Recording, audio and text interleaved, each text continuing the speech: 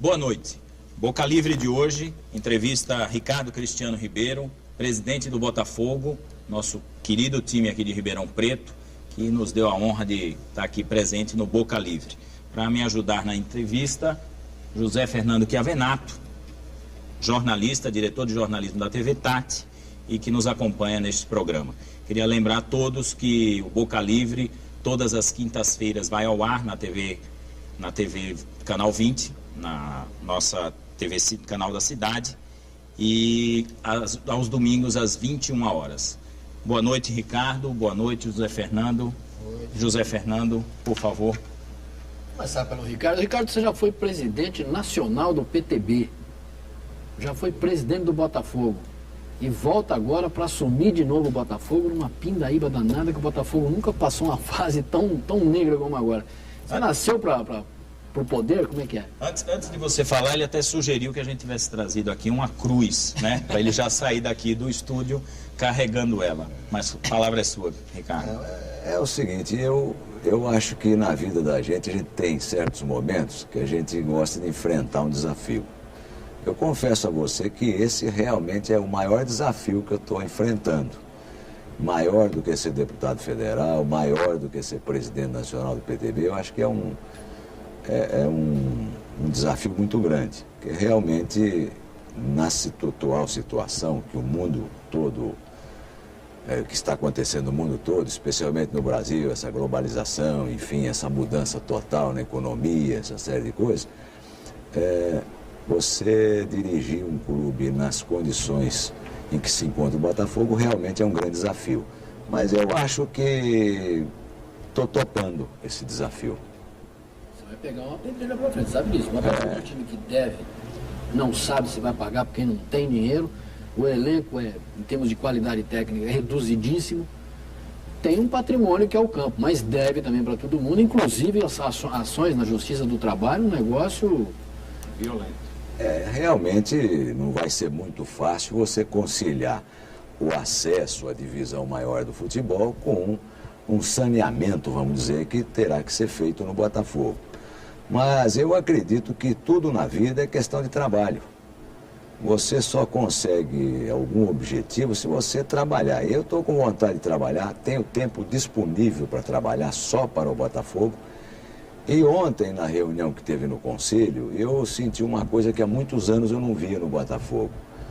Ontem você via conselheiros de diversas alas políticas dentro do Botafogo e todos eles quase que irmanados no mesmo ideal, de somar para ajudar o Botafogo. Então, eu acho que o que sempre foi forte, caracterizou o Botafogo, foi exatamente esse espírito de união que existe, que sempre existiu dentro do Botafogo. Eu sou botafoguense de raiz, os meus tios foram fundadores do Botafogo, eu sempre vivi dentro do futebol dentro do Botafogo, e eu sempre vi isso como uma coisa forte dentro do Botafogo. E as crises que o Botafogo enfrentou em várias oportunidades e que ele conseguiu vencer por causa disso. Outro dia eu estava conversando com um repórter, e o repórter me dizia o seguinte, engraçado, ele já nem é mais repórter, engraçado. Ele falou, engraçado, na minha época a gente para conseguir as coisas aqui dentro do Botafogo era uma luta, porque você via aquelas brigas aqui dentro do conselho, mas você queria uma notícia que era escondida, só saía mesmo quando ela estava pronta. Hoje, como está diferente, aqui está escancarada a porta e... Então, eu acho que isso que sempre caracterizou o Botafogo está voltando a acontecer dentro do Botafogo. Agora, eu sei que realmente a situação é muito difícil. Quero aproveitar a oportunidade para pedir a todos os botafoguenses, não só os conselheiros, especialmente os torcedores, qualquer um que estiver me ouvindo, que tiver alguma sugestão, tiver alguma ideia para que possa ajudar o Botafogo, que nos envie através de fax, ou através de telefonemas, ou até pessoalmente, no próprio estádio do Botafogo, onde eu vou estar quase que diariamente. E nesses próximos 30 dias eu vou só analisar toda essa parte do Botafogo e já começar a organizar algumas coisas que nós vamos criar para poder aumentar talvez a receita do Botafogo, não só, não agora a curto prazo, Mas se você não começa a trabalhar agora, daqui 3, 4 meses você não vai ter o fruto desse trabalho. Então nós temos que começar a trabalhar agora já. Então eu queria aproveitar a oportunidade de pedir para todos eles, e especialmente para vocês. Porque vocês da imprensa têm um papel fundamental em toda a sociedade ribeirão-pretana, no caso de vocês aqui. E eu acho que o Botafogo é uma responsabilidade também de vocês. Não só o Botafogo, também o comercial, mas eu estou dizendo em nome do meu clube. E eu acho que se vocês tiverem sugestões que possam ajudar o Botafogo, eu acho que vocês não só precisam fazer, mas têm a obrigação de fazer. E eu estou aberto para isso. Vamos fazer, com certeza. Você já vai fazer uma grande coisa. Até a sua eleição, de forma natural, já vai expelir um monte de porcaria que tem no Botafogo. O presidente que tem lá, que compra juiz com cheque sem fundo, no mínimo é burro, para não falar atrapalhado. Comprar e não pagar já é complicado. Já é complicado. Agora, com cheque sem fundo já é demais.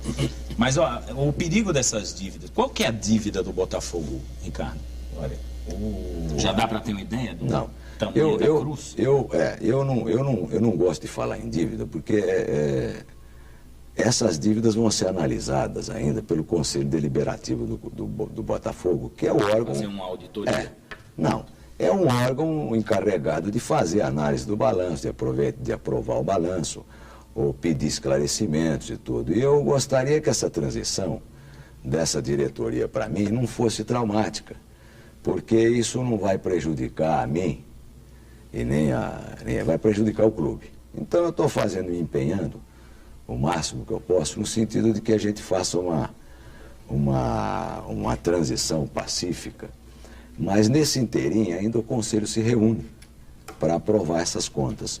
Então só após essa aprovação é que nós podemos dizer exatamente os números que existem de débito para o Botafogo. Eu mais ou menos tenho ideia, mas não gostaria aqui de... Esse mais ou menos que você tem ideia, você acha que esses números são hipervalorizados ou não? Olha, acontece o seguinte, a dívida, a gente tem que dizer o seguinte, eu gosto de deixar as coisas muito claras, assim.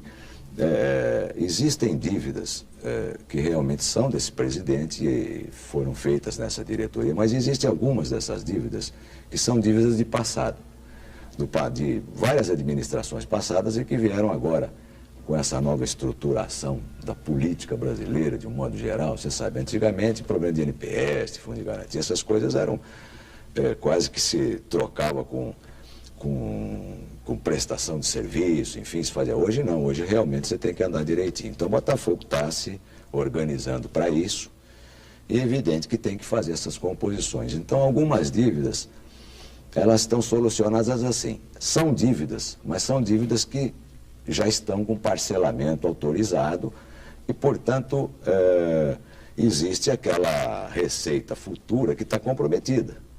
Por quê? Porque existe esse parcelamento. Isso existe uns 2 ou 3 parcelamentos. O que me parece mais grave é a dívida com os jogadores que já saíram do clube e que entraram na Justiça do Trabalho, porque você sabe que hoje, se você tiver um jogador que entra na Justiça do Trabalho, a Federação Paulista de Futebol também desfilia o clube, porque não pagou o jogador e está na justiça. Antigamente isso não existia, mas hoje já está existindo. Eu acho até justo isso. Mas, Ricardo, nós vamos continuar. Eu queria que você até detalhasse um pouco mais isso, mas a gente vai continuar no próximo bloco. Daqui a pouco a gente retorna com a entrevista do Ricardo Cristiano Ribeiro, presidente do Botafogo. Boca Livre volta já. Voltamos com o Boca Livre, e o Boca Livre de hoje entrevista Ricardo Cristiano Ribeiro, presidente do Botafogo, ex-deputado, né, presidente nacional do PTB. Daqui a pouco nós vamos falar também de política, não vai passar em branco, mas ele falava para a gente a respeito das dívidas do Botafogo, falando da necessidade de se olhar um pouco isso daí, e daqui a pouco ele publicamente vai falar um pouco a respeito disso mais para frente, será? Eu acho que a partir do momento que a gente assumiu essa responsabilidade de dirigir, se for um pouco mais ou um pouco menos, entendeu? A gente vai ter que caminhar para frente mesmo. E eu acredito que a gente pode vencer isso aí. O Botafogo é muito maior do que todos esses presidentes, inclusive eu e outros que passaram. O nome do Botafogo é muito forte, o nome do Botafogo tem um apelo popular muito grande.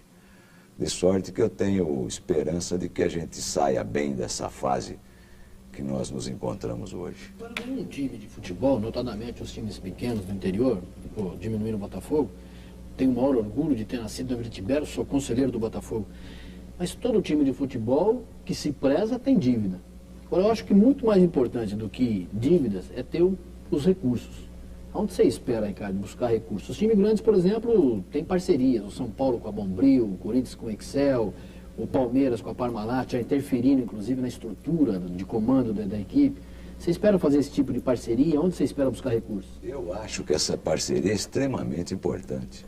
Hoje você não vive mais futebol sem você conseguir parceria. Não existe, porque os próprios clubes grandes, como você acabou de falar, eles têm aqueles financiadores dos clubes. O Corinthians tem o Excel, ou tem o Parmalat, ou tem... Enfim, essa parceria é extremamente necessária. Nós do Botafogo temos que nos empenhar o máximo possível no sentido de tentar uma parceria dessa. Eu já tenho contato com um clube do exterior, eu não vou mencionar porque você sabe que eu só gosto de discutir coisas que são objetivas. O que a gente ainda não tem, o que é hipótese ainda, a gente não deve comentar. Mas estou dizendo que eu já estou me interessando em ir atrás e também de uma empresa que é a nível nacional. Mas são coisas que você não consegue da noite para o dia. Você tem que começar a conversar, se organizar. E eu acho que esta realmente é a grande solução para o Botafogo. Se bem que tem outro trabalho que tem que ser feito dentro do Botafogo, que são coisas que ainda são inexploradas ainda no Botafogo. Você tem um poliesportivo, que você acabou de dizer aí, na Vila Tibério, que é um clube no centro de Ribeirão Preto, e me parece que 1.800 associados é um número muito restrito para um clube no centro de Ribeirão Preto, e um clube bom. Então tem que se fazer também uma campanha para se aumentar o número de associados, se aumentar o número da receita. Nós estamos já agora fazendo esse bingo de campo com a Matonense, que é uma outra forma de receita. Enfim, há também em planos se abrir uma nova casa de bingo num outro lugar que não o centro de Ribeirão Preto, uma coisa mais, num bairro mais popular. Enfim, são uma série de coisas que a gente tem em mente. Outra coisa que a gente também está pensando, e eu acho isso extremamente necessário nos dias de hoje, que você enfrenta essa economia globalizada, isso é tudo através da internet, de computação, então você também tem que começar a andar nesse sentido. Então eu acho que nós temos que ter dentro do Botafogo um gerente, ainda que pago, e até pago com sacrifício, porque nós não estamos com muito recurso, mas tem que se fazer, é na área de marketing.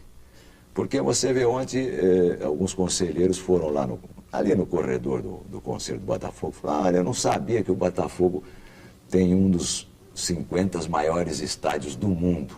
E ele tem, está lá o quadro. Olha, eu não sabia que o Botafogo, que dá 50 camisas mais concorridas do país, a do Botafogo está lá, entende? Então, o outro não sabia que o Botafogo tinha uma taça que chamava-se Taça São Paulo, que é um feito glorioso para o Botafogo, e outras tantas a nível internacional. Muita gente não sabe o número de jogadores que saiu do Botafogo, que hoje, aliás, que hoje não, que no passar dos tempos, foram de seleção brasileira. Então se fala no Sócrates, se fala no Raí, mas esquece-se, por exemplo, de um Eurico, que foi da seleção brasileira, esquece, por exemplo, de um Baldock, que foi da seleção brasileira. Paulo César. O Zé Mário falecido.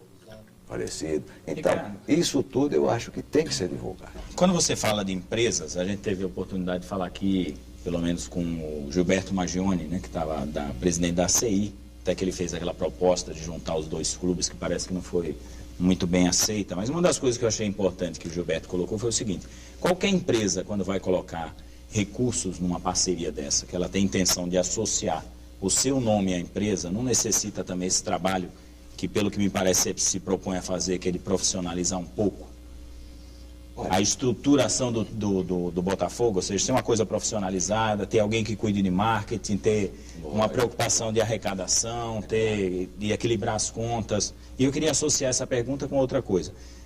Qual a sua opinião a respeito da Lei Pelé? Ela caminha nessa direção? de colocar os clubes de uma maneira profissionalizada? Sincero, eu não conheço a lei toda. Eu acho que, em linhas gerais, sim. Agora, eu não posso discutir porque eu não conheço a lei completa, assim, não discuti, não analisei ainda. Agora, eu queria voltar a esse assunto que você falou, de uma empresa quando se associa com outra empresa. Há várias coisas que o clube tem que fazer para poder ter essa associação. Porque se você vai ter uma associação, automaticamente você vai ter que fazer o quê? Uma cogestão. Você vai ter que ter um presidente do clube e um presidente da empresa. Porque ninguém vai querer ser dirigido pelo presidente do clube. Então, isso são coisas que a gente vai, se possível, se sair uma parceria dessa, a gente está disposto a ir no Conselho do Botafogo, colocar a situação e lutar para que aquele estatuto mude, para que a gente possa fazer uma cogestão. Isso é lógico, que isso é evidente que vai acontecer. Mas o mais importante é você, primeiro, conseguir aquela empresa ou aquele clube que está disposto a fazer aquilo. Por exemplo, no caso do presidente da Associação Comercial, eu estava, inclusive, num dos debates que teve lá, por sinal, ele teve algum problema de ordem pessoal, não pôde ir. Mas veja bem, se naquela oportunidade ele tivesse divulgado, falou, olha, existe um grupo que está disposto a fazer isso. Quem é? É a usina tal, é o comércio tal, a indústria tal, a indústria tal. Mas quando você parte para um assunto desse, sem você ter já uma base de alguma proposta, fica difícil. Então, eu estava acabando de dizer a você, eu estou começando a entrar em contato com um clube lá do exterior. Se eu chegar aqui e falar que não tenho proposta ainda, não adianta nem eu mencionar o clube, entendeu? Então, no futebol, é lógico que se houver uma parceria, hoje o futebol precisa disso. Principalmente os clubes do interior, que são os clubes da intermediária. Se os grandes já estão fazendo, você imagina se os do meio não vão fazer. São obrigados a fazer, senão eles não vão sobreviver. E principalmente porque hoje a população não aceita mais, como ocorria no passado, uma ajuda forte do poder público, principalmente das prefeituras, né? Em basicamente elas bancarem os clubes. Mas veja bem, você falou de prefeitura, você falou do Estado. Na época que eu fui presidente, depois foi o Vadão, enfim, vamos dizer, durante uns 15, 20 anos, eu não me lembro, por exemplo, de nenhum desses presidentes terem tido apoio de prefeitura ou do Estado, eu não me lembro. Pelo contrário, eu acho que agora sim, o Estado, a prefeitura tem dado apoio. Pelo menos no ano passado, que eu fiquei sabendo, a prefeitura deu hospedagem para alguns jogos que tiveram aí do Botafogo. Então eu não posso, em absoluto, dizer que um time tem que viver da prefeitura, do Estado, da União. Não. Mas esse apoio da Ela tem que prefeitura... viver por conta própria. Mas esse apoio da prefeitura aí foi no final do Campeonato Paulista, que não foram jogos realizados no campo do Botafogo, o Botafogo estava excluído da competição. Exatamente. Agora tem um outro detalhe, eu lembro, por exemplo, na tua época, a gente tinha um Júlio Amaral, por exemplo, que foi um dos grandes ídolos do Botafogo. Você falou, por exemplo, do time de 77, eu sei de cabeça, Aguilera, Wilson Campos, o Ney, Mané, Mineiro, Mário, Lourico e Sócrates, era o Zé Mário, Geraldão e João Motoca na ponta esquerda. Esse era um time que todo mundo tem na cabeça aí. Porque mal comparado e pessimamente comparado, esse time do Botafogo era a seleção de 70 que ninguém esquece. De lá para cá, o Botafogo teve arremedos de time. Teve um meio de campo, por exemplo, em Ribeirão Preto, que tinha o Paulo Rodrigues, que foi para a Bahia, Mário Sérgio, que hoje é comentarista, é o Big do esporte lá do Corinthians. Então, olha, Paulinho Rodrigues, que é um senhor craque, Mário Sérgio, Boiadeiro, Marco Antônio Boiadeiro e Raí. Quer dizer, é o último time que alguém se lembra do Botafogo. De lá para cá foi uma lástima. O Botafogo não conseguiu revelar ninguém, e quando revelava, aí cai na tragédia. Um mau preparo do dirigente pegava o quê? Pegava o Jajá, dava de graça para não sei quem, pegava não sei quem, vendia e entregava de graça. Aí veio a época do Didi, entendeu? Você acha que não existe quando você diz contratar um gerente de futebol, tem que ser alguém preparado, talhado para fazer um investimento. Evidente. Mas nós vamos continuar o nosso bate-papo no próximo bloco. Queria conversar não só sobre futebol, mas vamos cutucar aqui também o Ricardo Cristiano Ribeiro sobre um pouco de política. Daqui a pouco o Boca Livre volta. Lembrando sempre a vocês que Boca Livre está no ar todas as quintas-feiras às 22 horas e nos domingos às 21 horas. Daqui a pouco a gente retorna. Voltamos com o Boca Livre, lembrando a vocês que o Boca Livre vai ao ar todas as quintas-feiras às 22 horas e aos domingos às 21 horas. E quem quiser mandar sugestão de personalidades, pessoas que a gente possa entrevistar ou temas a serem debatidos, nosso endereço eletrônico é biaotônio@netsite.com.br. Está aí no monitor de vocês para quem quiser mandar qualquer recado. Ou até mesmo pedir novos videoclipes, como o que nós passamos da Candinha com o José Fernando, que é o Renato. E hoje entrevistamos aqui, está conosco batendo um papo muito agradável, Ricardo Cristiano Ribeiro, presidente do Botafogo. E nesse último bloco, nós queremos falar um pouco sobre política também, Ricardo. O Ricardo comentava aqui conosco que, pelo possível crédito que ele tivesse como uma pessoa sendo reacionária, escondeu muita gente fugida no período da ditadura militar. Fala um pouco sobre isso, Zé. O Ricardo sempre teve isso. O Ricardo sempre foi... O coração do Ricardo, que aliás passou, você lembra, quando você era presidente, foi cirurgiado aqui em Ribeirão Preto. E o Ricardo sempre teve um coração maior que ele mesmo, maior que o mundo. E ele, na época da ditadura brava, coisa e tal, ele escondeu algumas pessoas na casa dele em São Paulo, entre os quais 2 ribeirão pretanos, amigos da gente, o Gilles Stum, que foi um grande cineasta, e o Roberto Miller, jornalista, Roberto Miller Filho, jornalista, que militou muito tempo na TV Bandeirantes. Nossa, o Miller e eu fomos formados juntos. O que nós fizemos, o Miller é químico industrial formado aqui em Ribeirão Preto, na mesma turma que a mim. Nós éramos colegas dele. E o Giges foi amizade já da época de faculdade de Direito.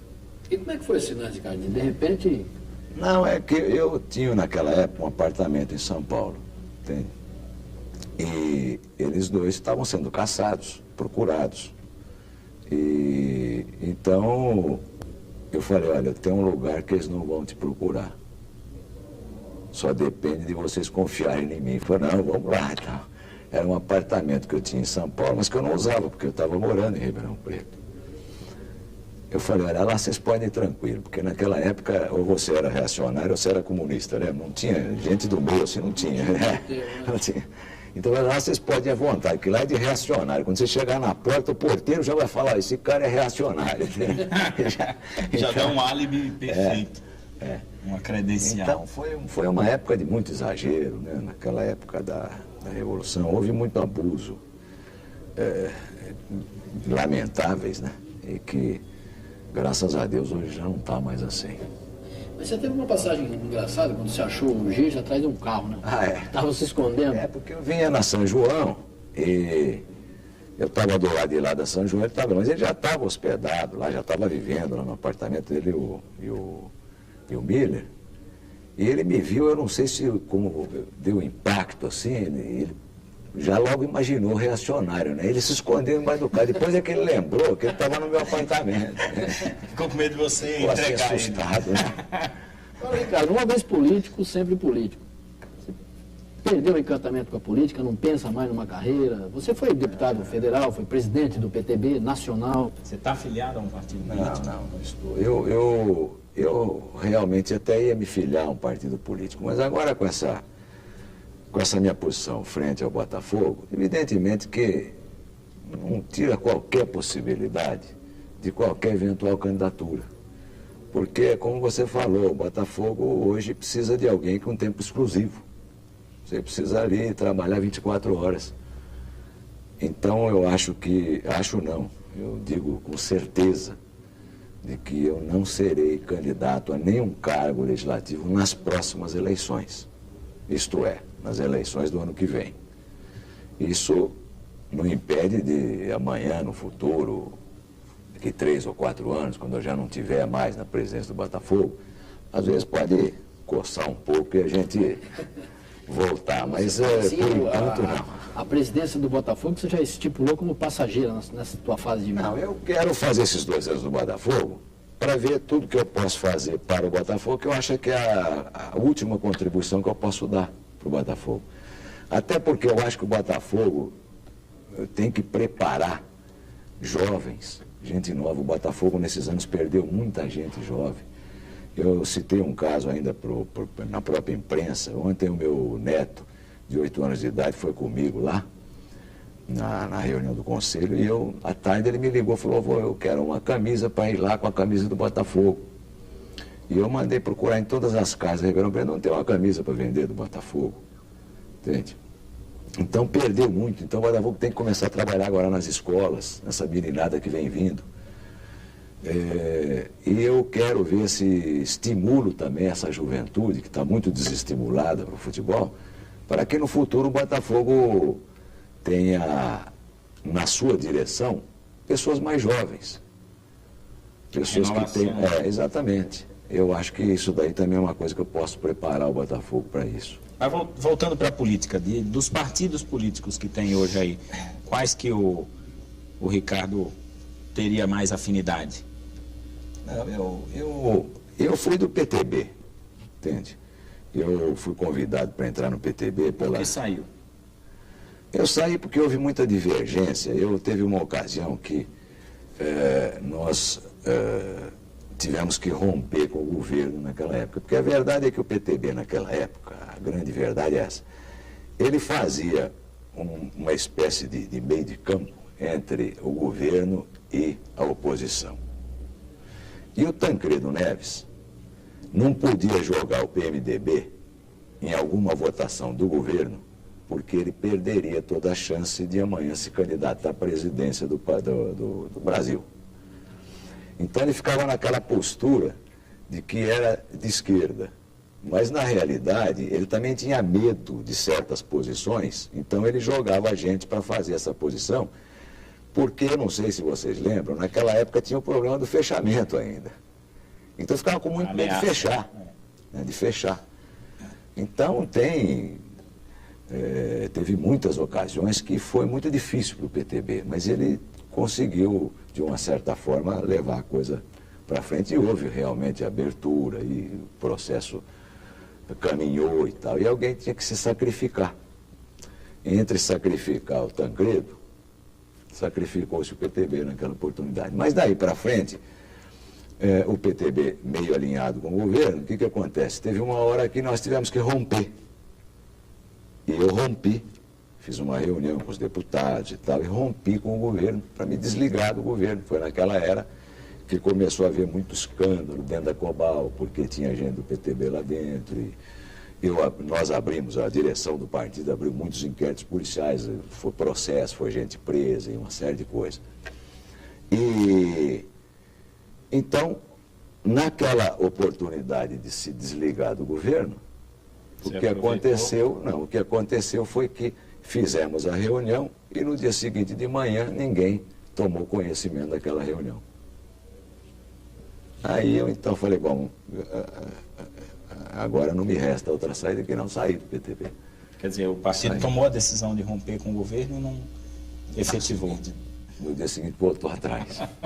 Tá, Carlos Brasil. É um estigma do PTB ainda ou não? Eu não sei como é que está o PTB hoje. Aqui em Ribeirão Preto eu conheço os daqui, mas a nível nacional não sei. Mas me responde a pergunta. Dos partidos que tem aí, você tem alguns que você tem mais afinidade? PTB seria um deles, né? Não, o PTB é um partido que, como eu entrei no PTB, comecei minha carreira política no PTB, eu até estaria disposto, se fosse voltar, não é o caso. Deixar bem claro, não é o caso. Só depois dessa missão. Só depois dessa missão do Botafogo. E isso ainda assim, ainda vai depender ainda, porque eu não tenho mais aquela vontade de voltar para a política, não. Só se for chamado, aí pode ser. Eu lembro uma vez eu estava em Brasília e na entrada do Pavilhão Nacional, um parque de exposição, estava tendo uma coisa ali, e entrou o Aureliano Chaves, que era o vice-presidente da República. O Aureliano, a gente tinha entrevistado ele algumas vezes, coisa e tal, ele entrou, coisa e tal, ele olhou assim e falou assim: vem cá. Ele vice-presidente, aquela onda, coisa e tal. Eu falei: pô, eu tô preso aqui. Aí ele me chamou e falou assim, pegou do lado, a imprensa todinha ali, me levou do lado e falou assim: cadê o Ricardo? Eu falei: que não tinha telefone celular, nada. Ele procurou no Ricardo, que não é um doido para fazer esses acertos e tal. Eu falei: não sei. Mas foi um momento muito difícil da vida política. E o Aureliano. O Tancredo teve um papel muito importante. conciliou muita coisa. Aliás, ele era um grande político, articulador, até não sei se... Foi o que ele mais fez no político, né? Até eu acho que, como administrador, ele até não seria o que se esperava dele, mas como político foi o maior que eu conheci, entende? Uma ocasião... Melhor que o Sarney, hein? Não, o Tancredo era muito forte. Então... O Tancredo tem passagens assim, a gente falou, olha, Tancredo, agora eu fui convidado para secretário, saiu em todos os jornais, lá em casa como é que eu vou dizer para minha mulher que não sou mais secretário? Ele falou, não, eu já tenho uma saída. Você vai lá, fala para tua mulher o seguinte, você fala que eu te convidei, mas que você não aceitou, pronto. É bem do Tancredo. E o Tancredo, quando você fala nessa importância dele na política, né? Eu acho que a sorte do Tancredo, se eu falar uma bobagem, foi ele ter morrido antes de ter assumido, porque a expectativa que se criou em cima dele, era muito grande. que aquela eleição indireta foi a mais direta que se teve no Brasil. Porque o Brasil inteiro queria votar no Tancredo naquela Foi época. uma comoção, Foi um apoio. Coisa... Exatamente. Não, eu digo assim, foi um momento difícil e que ele conduziu bem. Tancredo conduziu bem. Tanto é que houve a abertura continuou, não houve processo de... Não retrocedeu o processo democrático. Não retrocedeu, né? Então eu acho que ali foi o grande momento da vida política do Tancredo. Que inclusive, eu não sei se você está lembrado, mas ele fez uma composição que era um arco-íris assim, que só que o arco vem daqui, aqui, o dele continuava aqui. Da esquerda para a direita ele uniu todo mundo. Ele conseguiu. Deu sustentabilidade a esse governo de transição. Mas, em parte, eu estou com você, mas eu acho que se ele fosse administrar realmente o Brasil, ele não conseguiria pelo aquilo que ia se cobrar dele. Eu acho que ele não unificaria tanto o Brasil em vida num governo como ele unificou na morte. Ricardo, nós do Boca Livre, aliás, em nome dos torcedores do Botafogo, esperamos que você tenha sucesso nesse trabalho aí de recuperação do nosso clube. Agradecemos a sua visita e o Boca Livre retorna daqui a pouco com o bate-bola. Obrigado. Voltamos com o Boca Livre, lembrando a vocês o nosso endereço eletrônico biaudonio@netsite.com.br. Você querendo sugerir temas e pessoas para que sejam entrevistadas no Boca Livre, façam uso do nosso correio eletrônico. E para o bate-bola final hoje, nós trouxemos o Dr. Passini, promotor da infância e adolescência, que agora está ficando figurinha fácil nos meios de comunicação, por um trabalho muito sério. Um trabalho feito na FEBEM, que ele, junto com o juiz Dr. Gentili e também com Paulo Ramos, que coordena o programa junto à FEBEM, estão fazendo um trabalho muito interessante lá na unidade da FEBEM de Ribeirão. Junto conosco, o José Fernando Chiavenato, para entrevistar o doutor Passini e falar um pouco sobre esse trabalho que está sendo feito. Boa noite, Passini. Boa noite, Zé Fernando. Boa noite. É um prazer estar aqui com vocês e divulgar, de uma certa forma, o projeto que nós estamos aí realizando, porque eu acho que é muito importante para a própria comunidade de Ribeirão Preto, em face, eu creio que a longo prazo nós vamos ter até reflexo em diminuição de criminalidade. Eu vou convidar o Zé Fernando, porque eu já sou freguês lá da FEBEM. Eu estou indo lá... A diferença é que ele tem a chave, sai. Não, careca já sou. De vez em quando alguns não deixam sair. O segurança fala assim, não, esse segura. Não, mas eu vou. Agora, sem brincadeira, eu vou com o maior prazer. Tenho o maior respeito pelo trabalho que você tem feito. De um tempo até mais longo, eu tenho convivido com o Paulo. E sei da qualidade, da excelência do serviço que vem sendo feito realmente. E a estatística mostra isso, né? Os números são realmente... são demonstrativos disso tudo aí. A grande preocupação, assim, para que o espectador entenda o que aconteceu, eu e o Paulo começamos a trabalhar, o Paulo Gentili, que é o juiz da infância, começamos a trabalhar mais ou menos na mesma época. Em 90, ele veio para cá em final de 95, em 96 nós deparamos com um problema muito sério, que nós agilizamos toda a vara da infância e juventude, com relação, em especial, a essa parte de infratores, e nos deparamos com um problema, depois de equacionado isso, nós verificamos que todo o nosso trabalho caía por terra à medida em que você mandava os meninos para a unidade da FEBEM de Ribeirão Preto, e eles fugiam. Isso impedia qualquer tipo de trabalho, né? E ao ponto de, em setembro, exatamente há um ano, nós entramos com uma ação, eu e o Marcelo Goulart, entramos com uma ação contra a FEBEM no Estado, pedindo a interdição da unidade face à falta de proposta de reeducação dos adolescentes e que aquilo, cheguei a me expressar dizendo que aquilo era a verdadeira casa de faz de conta. Nós fazíamos de conta que estávamos internando o menino, ele fazia de conta que estava internado e a sociedade fingia que estava tudo bem. Então, assim, não era possível realizar um trabalho. E aí nós sentamos, meditamos e resolvemos falar, vamos acreditar no potencial da cidade de Ribeirão Preto, na comunidade, nas pessoas, nos empresários, e vamos sair à procura de solução caseira para esse problema. E aí fomos bem recebidos. E até eu fico muito animado, porque no começo nós vendíamos um sonho. E é difícil você vender um sonho e falar em menino da FEBEM, quer dizer, isso é meio estigmatizado, é visto ainda com maus olhos, né? As pessoas têm um certo preconceito. E ao contrário, nós colocamos as coisas e fomos bem recebidos, as pessoas foram nos ajudando, né? E aí agora eu já acho que consigo vender uma coisa que está sendo concreta, algumas coisas que estão sendo realizadas, embora seja ainda bem incipiente, ainda é pouco perto do que nós pretendemos realizar, é embrionário, mas nós já temos as coisas assim palpáveis a serem mostradas. E o que eu acho mais significativo e a chance de recuperação do jovem em conflito com a lei é muito grande. O que precisa é a gente saber interferir corretamente. Os meninos, nesse tempo eu consegui constatar que ninguém quer ser bandido. As pessoas têm os mesmos sonhos que nós, né? Eles querem ter família, eles querem ter profissão.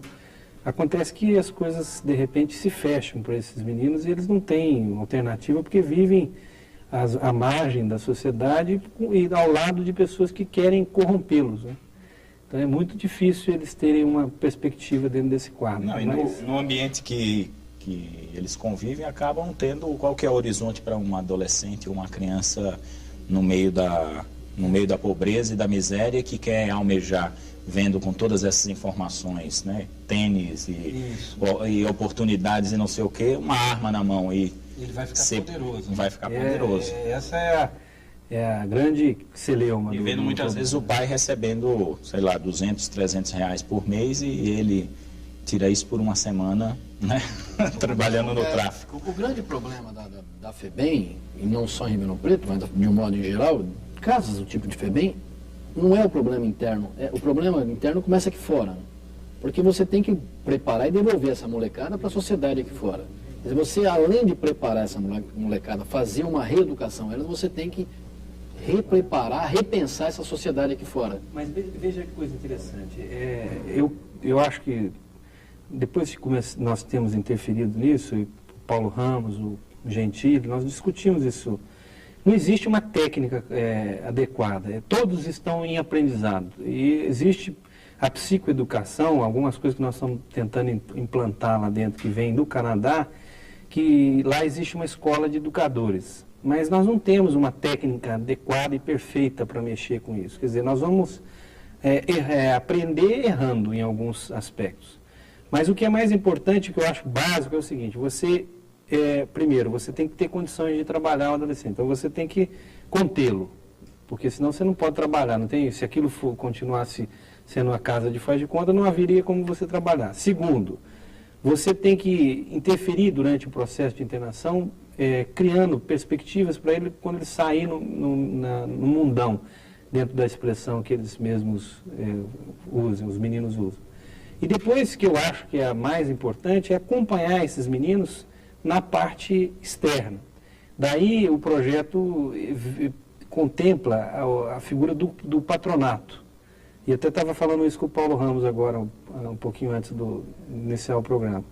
O sonho é que nós temos casas dentro de Ribeirão Preto, com meninos que, vamos dizer, moram na periferia e continuam sendo assediados pelos traficantes, mas nós colocaríamos ele nessas casas e iria o patronato interferir, que seriam pessoas da comunidade, estariam dispostas a, por exemplo, jantar com esses meninos na noite, depois deles voltarem do trabalho ou de alguma coisa assim, e acompanhar eles nessa etapa da vida dele, que é a volta à comunidade. A reintegração. Né? A reintegração. Eu acho que isso é fundamental e a gente tem que quebrar também o estigma desse menino, para que o empresário, para que as pessoas recebam eles como pessoas que estão em formação e que têm um pouco mais de, não é o direito de errar, mas a gente tem que perdoar um pouco mais, porque eles ainda são inexperientes, né?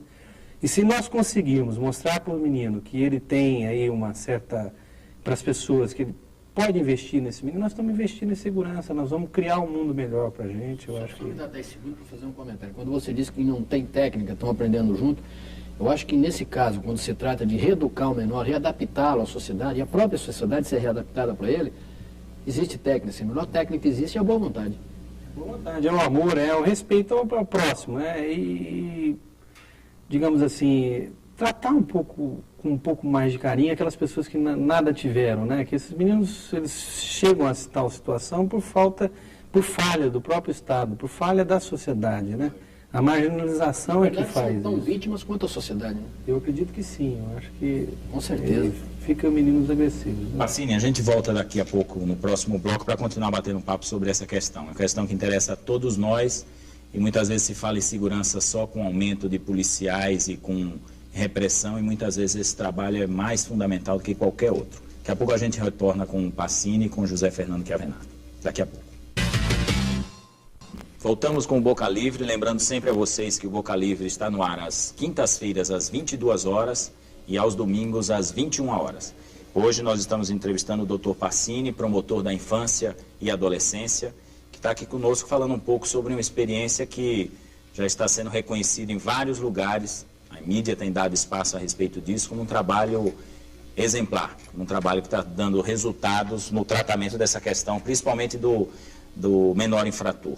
Mas, Pacini, você estava falando um pouco a respeito disso, da necessidade de você, a reintrodução desse adolescente ou desse menor, né, de uma maneira mais tranquila, através das casas. Como que alguém que está assistindo, por exemplo, o nosso programa poderia ajudar? Ele pode ligar para algum telefone, ele pode ajudar de que maneira a se integrar nesse trabalho que está sendo feito na FEBEM? O coordenador do projeto, nós não dispomos de muito tempo, nem eu nem o Paulo Gentili, que é o juiz da infância, que estamos... O Paulo Ramos, que é o coordenador do projeto. Então, o telefone para contato é o telefone dele, é 991 11 59. E o Paulo, as pessoas... Nós queremos que, efetivamente, isso é até a postura do Dr. Eduardo, que é o presidente da FEBEM. A unidade, ela tem que ser uma unidade porosa. A unidade fala FEBEM, ela tem que ser porosa. A comunidade tem que se aproximar. Aquilo é interessante, o projeto também tem esse mérito, eu acredito. A FEBEM nunca foi tão visitada como agora. Constantemente vai estudantes de direito, são às vezes alguns alunos meus, pessoal de universidades, de todas as universidades tem ido lá, psicólogos, até médicos têm ido conhecer a unidade. Então isso é muito importante e às vezes tem pessoas que podem dispor de um determinado tempo para investir na recuperação de meninos dentro desse contexto aí, meninos que estão em conflito com a lei. Eu acho que isso é extremamente válido. Tem professores, às vezes, aposentados que se propõem a realizar um trabalho ali, e nós temos espaço para isso. Nós queremos que a comunidade venha se juntar a nós, porque esse problema é um problema que está aí, nos aflige, e a solução é as pessoas se doarem um pouco para o próximo, e se doarem para um menino que está aí agredindo. Em contrapartida, nós vamos dar a ele amor, carinho, atenção, respeito. Com certeza, com um pouquinho de tempo, ele vai retribuir tudo isso que nós estamos dando a ele. Eu vou repetir até para as pessoas poderem falar e colocar aí à disposição o que puder, né? Desde contribuição financeira até o próprio tempo para ajudar nesse trabalho. O tempo, às vezes a pessoa não tem recurso financeiro para investir no projeto, mas tem disponibilidade de tempo. E tudo é importante, porque às vezes uma atividade profissional, um curso lá que a pessoa possa dispor a ensinar alguém. Às vezes uma oferta de emprego para uma oferta de emprego de um menino que já está pronto a ser devolvido ao meio social, são coisas extremamente importantes. Então eu acho que tudo, nós não podemos desprezar qualquer auxílio, nós precisamos das pessoas nos auxiliando ali. Então, vou repetir o telefone, 991 11 59, falar com o Dr. Paulo Ramos, está aqui conosco também. Encham a paciência dele, liguem, né? Nós vamos conseguir mais algumas baterias extras, porque o volume de ligações tem que ser grande. Então, para o Paulo Ramos. Eu achei interessante quando o paciente estava falando que normalmente se usa o termo menor infrator, eu mesmo usei esse termo, ele coloca assim, o menor em conflito com a lei. Porque, veja bem, toda essa expressão é uma expressão assim muito forte, né? Você falar infrator. Então, eu acho que é mais carinhoso com o menino se nós usarmos a expressão menino em conflito com a lei, né?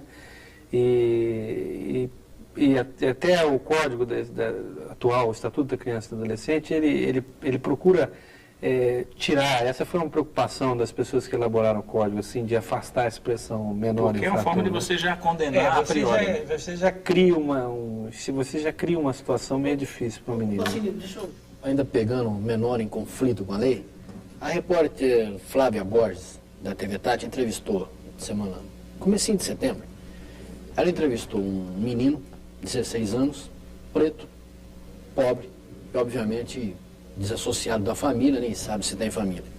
E ele, reincidente, tinha fugido da FEBEM, tinha sido recapturado pela polícia, porque matou uma outra pessoa num bar da Zona Sul, Zona Leste, qualquer coisa assim. Ele matou com 6 tiros. Matou por causa de uma bicicleta, tudo envolvendo, obviamente, o tráfico de drogas. E disse claramente, não, eu matei sim, dona, e se tivesse que matar de novo, voltaria e matava, porque o cara está me devendo, como é que eu faço, não sei o quê. Como recuperar esse moleque? E como reintegrá-lo à sociedade?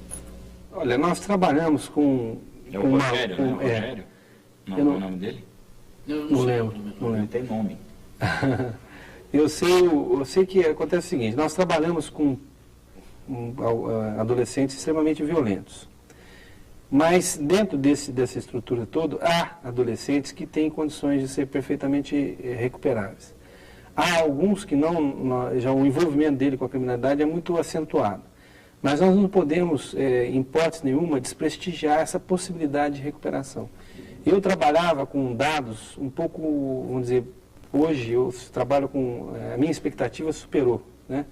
Eu achava que haveria condições de nós recuperarmos em torno de 25% a 30%. Eu acredito hoje que metade da unidade é recuperada. Primeiro porque os meninos, eles têm um empregador natural, que são os traficantes. E nessa estrutura do tráfico, é uma verdadeira escola de criminalidade. Quer dizer, nós temos profissionais, pessoas extremamente profissionais que são...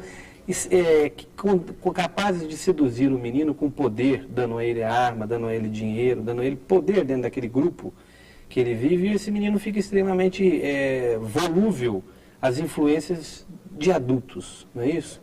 Então os adultos é que acabam determinando aos meninos para que matem os outros, e eles recebendo aquilo tudo que recebe, dinheiro, motocicleta, e arma, e ainda viciados no crack, eles fazem o que a pessoa determina ele. Agora, nós temos chance de recuperar 40%. Alguns nós não vamos ter chance de recuperar.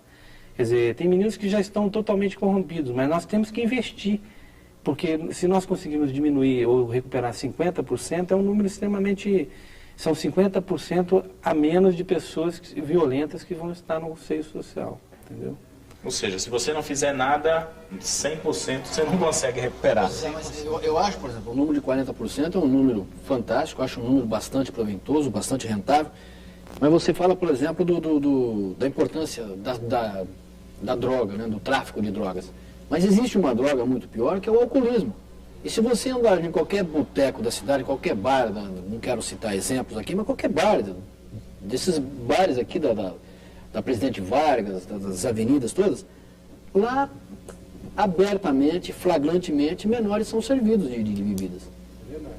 O grande problema é o seguinte, hoje nós temos alguns tipos de violência. Por exemplo, um jovem embriagado, que dirige numa avenida importante da cidade a 200, 150 por hora, ele coloca em risco um número significativo de pessoas, ele pode matar também. E isso está associado muitas vezes ao uso excessivo de álcool.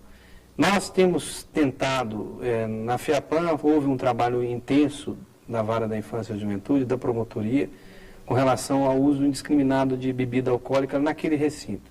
Se você for comparar a FEAPAN deste ano com a FEAPAN do ano passado, o ano passado nós tivemos mortes na FEAPAN. Esse ano nós não tivemos. E se eu até não fiz essa estatística, mas eu tenho quase certeza que se for analisar os números de boletim de ocorrência lavrado na delegacia, que é uma delegacia móvel que estava instalado lá esse ano, e do ano passado, você vai ver que esse ano teve menos violência. Por que será?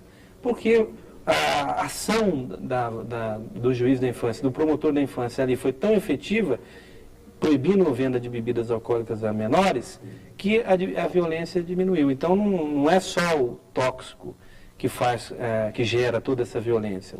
A bebida, sem dúvida nenhuma, ela é um fator expressivo aí no mundo da violência. Embora mais aceito socialmente. Se você tem dados estatísticos, uma tese do Gilson Musa, que fala sobre alcoolismo e drogadição na adolescência, você vai ver que o índice de violência o índice de meninos que usam álcool é de 90% contra 7% que usam outras drogas.